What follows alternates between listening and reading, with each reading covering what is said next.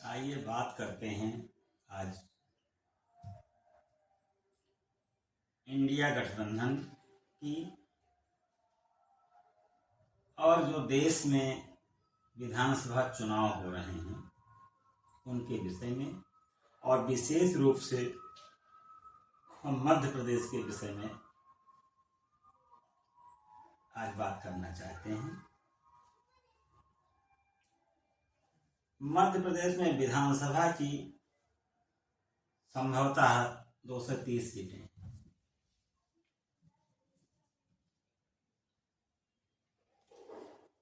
Congress party और Samajwadi party India गठबंधन में है।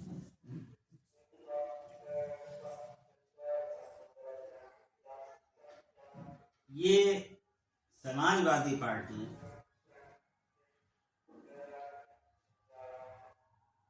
जब गठबंधन में आई है तो उसके मुखिया अखिलेश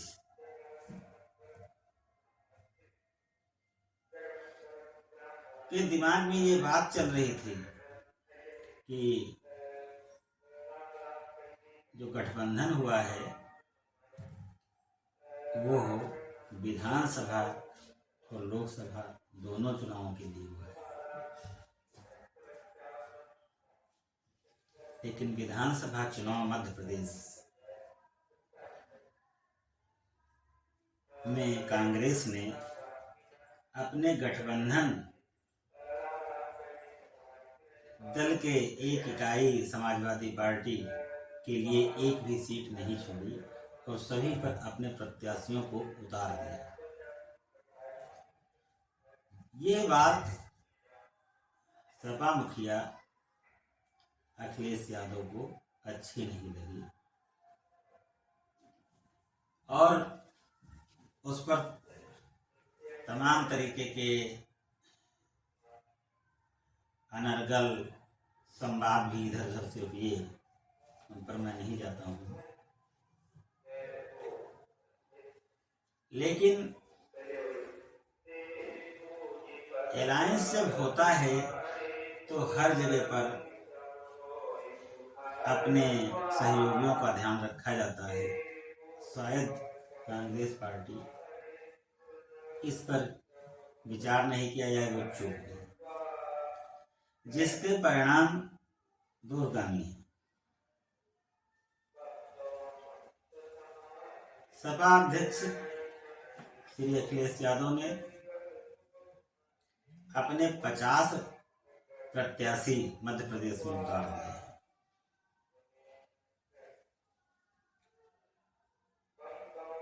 उसी सीट से कांग्रेस का प्रत्याशी लड़ेगा और उसी सीट से समाजवादी प्रत्याशी। तो गठबंधन की क्या स्थिति होगी,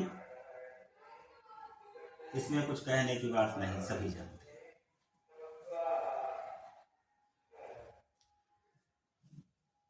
फिर हम आते हैं उत्तर प्रदेश में। अगर 2024 का लोकसभा चुनाव देखें तो यहां पर अगर अखिलेश ने कांग्रेस को सीटें न दिया तो इसकी स्थिति क्या होगी, और वो इस मोड में भी नहीं दिखते हैं कि अगर मध्य प्रदेश में गठबंधन नहीं हुआ है तो लोकसभा का गठबंधन होना जरूरी ही है। हालांकि उन्होंने अभी इस तरीके की कोई बात नहीं कही है। उन्होंने कहा जब लोकसभा का चुनाव होगा तब देखा जाएगा, लेकिन अभी यह भी नहीं स्पष्ट कहा है कि नहीं हम उसमें गठबंधन में रहेंगे।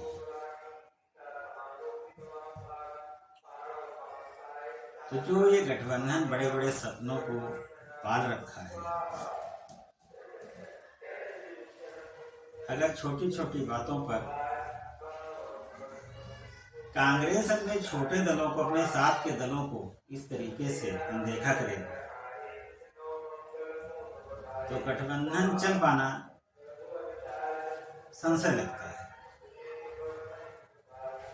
मेरा तो मतलब ये है कि अभी समय है अभी भी कांग्रेस अपनी उदारता का परिचय दे और गठबंधन दलों के साथ कोई एक अच्छा व्यवहार करे, तो इससे बेहतर और कुछ नहीं हो सकता है। इसी कड़ी में एक और चीज जोड़ते हैं। अभी हाल में लखनऊ में सपा कार्यालय के सामने एक होर्डिंग लग गई है कि देश के भावी मुख्य प्रधानमंत्री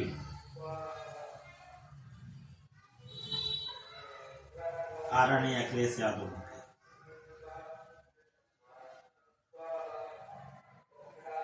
भाई ये किस तरफ संकेत देता है?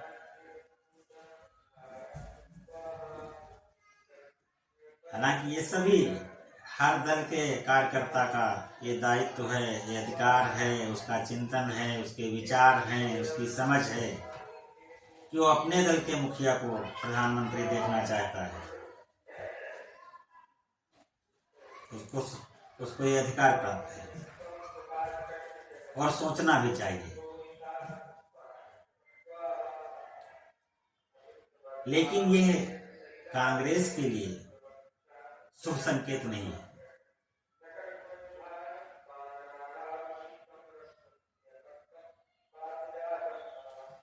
तो कांग्रेस को अपने गठबंधन दलों के साथ अच्छा व्यवहार करना चाहिए। इस होर्डिंग पर कई नेताओं ने अपनी अपनी टिप्पणी दी। किसी ने कहा कि ये दिवा स्वप्न है, किसी ने कुछ कहा, किसी ने कुछ कहा,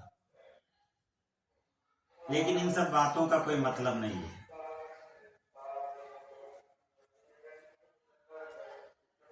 अगर समाजवादी कार्यकर्ता इस चीज को चाहते हैं कि हमारा नेता प्रधानमंत्री बने, तो ये तो अच्छी बात है।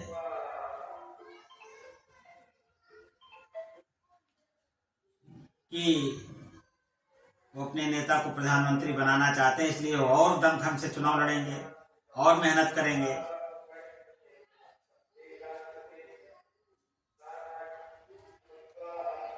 और सोच हमेशा बड़ी होनी चाहिए।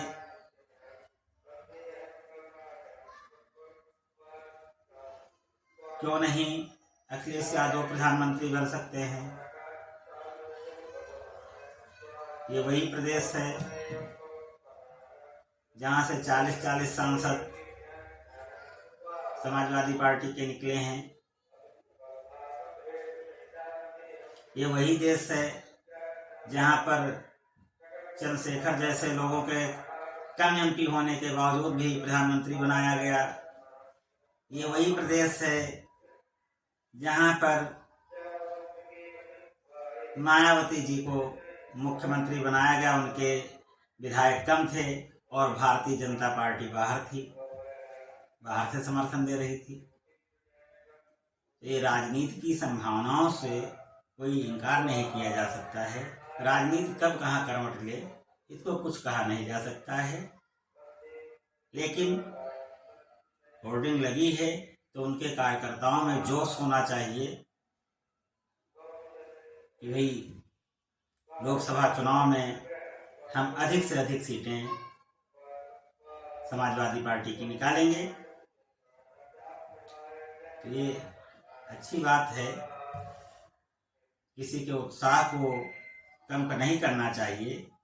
संवैधानिक तरीके से अगर कोई लोकतंत्र में चुनाव लड़ता है, कुछ करता है, प्रधानमंत्री बनना चाहता, मुख्यमंत्री बनना चाहता, कुछ करना चाहता, तो उसको हक है। उसमें बीच में टांग लड़ाने जैसी कोई बात नहीं, वैसा होता आया है। जय हिंद।